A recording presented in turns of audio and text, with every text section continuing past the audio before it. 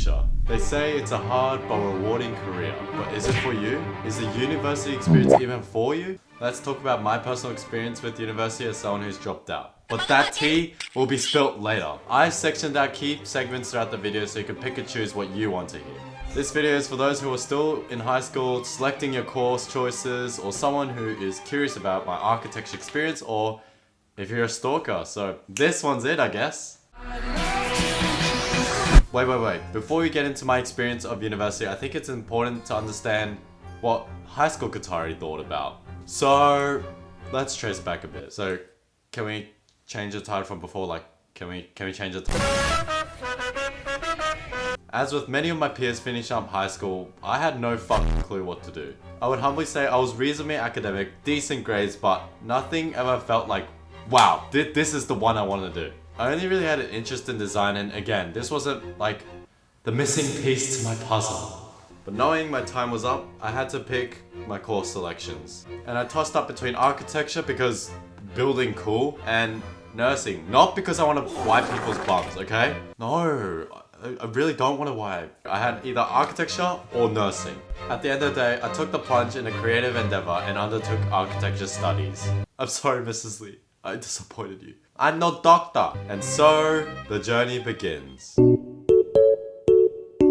Quick disclaimer, this was my own personal experience with university, and your experience could be entirely different depending on the university, so keep that in mind. Now let's chunk this up into semesters, and don't worry, it's not that long. I only lasted 3 semesters. Stop being such a little bitch. It was my fresh start to uni, feeling ever so scared of this new world in front of me.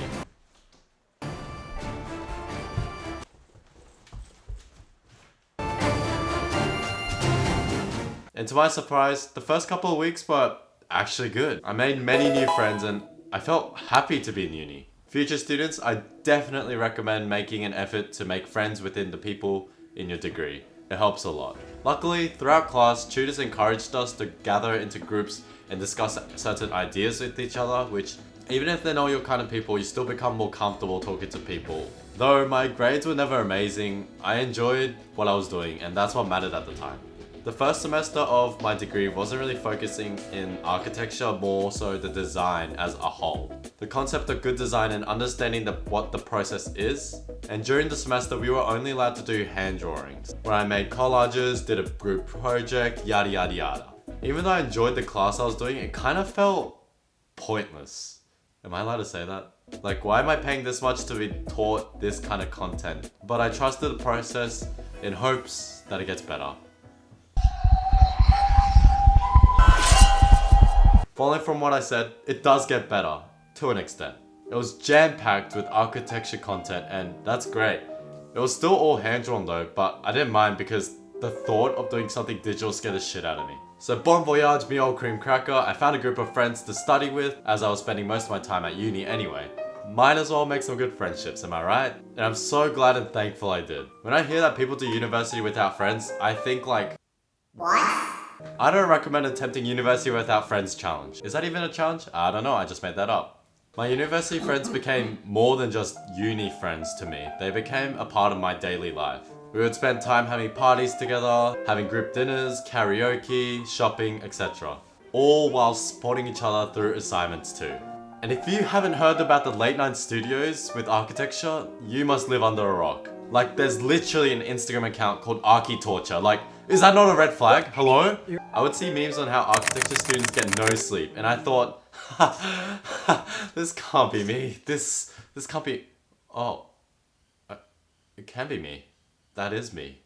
However, for me, these late nights were actually core memories of my whole entire architecture experience. We would mess around during breaks, playing table tennis, hopping on the chairs and running around in the classroom, many things. And also during grind times when not a single word was spoken throughout the room and it was just dead silent.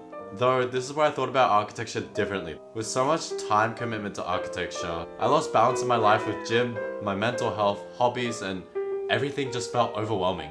I question whether this is something I want to do in the long run, as the content was only going to get harder from here. On one side, I really enjoyed the experience on Pin-Up Day. When assignments are finalized, you get to see the final product of everyone's work, and you get to see how, even though everyone was given the same brief, Each individual had their own style and way of approaching the brief, and that was fascinating to me.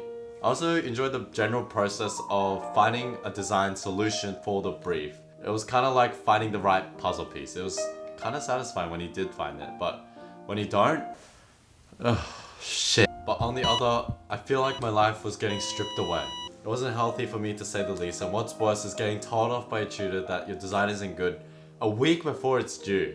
Hurts more than cooking unwashed rice. But here's my second semester of work. Huge jump in my opinion, but alas, I continued my studies approaching second year of architecture. It would be a lie to say that architecture is easy, because it isn't. It's a very rewarding career if you have a passion for it. It definitely isn't for everyone, but for those who love expressing design and the design process, go for it. You'll love it. But for me, I feel like I needed more time to understand whether I wanted to continue doing this or not, so I gave it one last shot. I even committed to move out of my home to live closer to university with my friends, just to commit to uni more. And it was a great start to 2023. I felt fresh and ready to start uni again. Or so I thought. The repetitive efforts of attending a lecture, going to class, really didn't make me fulfilled in it anymore. It just wasn't the same as it was in day one. Assignments hit me like a truck as per usual. I felt stressed to the point where it was getting actually unhealthy for me.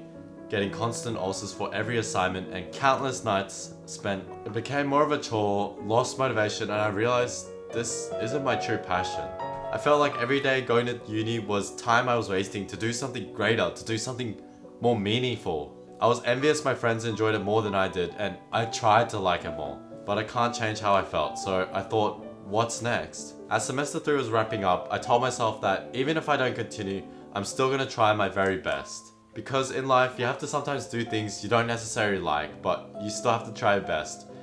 Because that way, you won't regret it. And so, semester 3 finished, and here's my work here.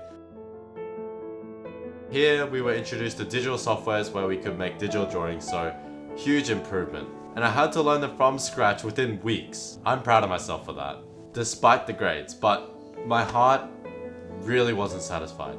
What ultimately made my decision in continuing architecture was this making me happy? Why put effort in something that doesn't bring you happiness? It will lead you to a dead-end career, and it's not sustainable for your mental health. And the tough decision made was I dropped out. And I don't regret dropping out in any shape, way or form, because I felt like it led me to this moment right here today. The creativity, the mindset, and just my approach to life now. Although, I'm painfully in debt. Oh, fuck. I now commit time into YouTube, as you see here. Hey. Yeah. If you're currently in uni and you're not really enjoying what you're studying, I'm afraid that you'll likely not enjoy your career. And I don't want that for you, so listen up. Most of us out here don't really have crazy responsibilities yet. We're still young, and now's not the time for us to settle with something that we're unhappy with. You still have time to find the thing that makes you happy and fulfilled.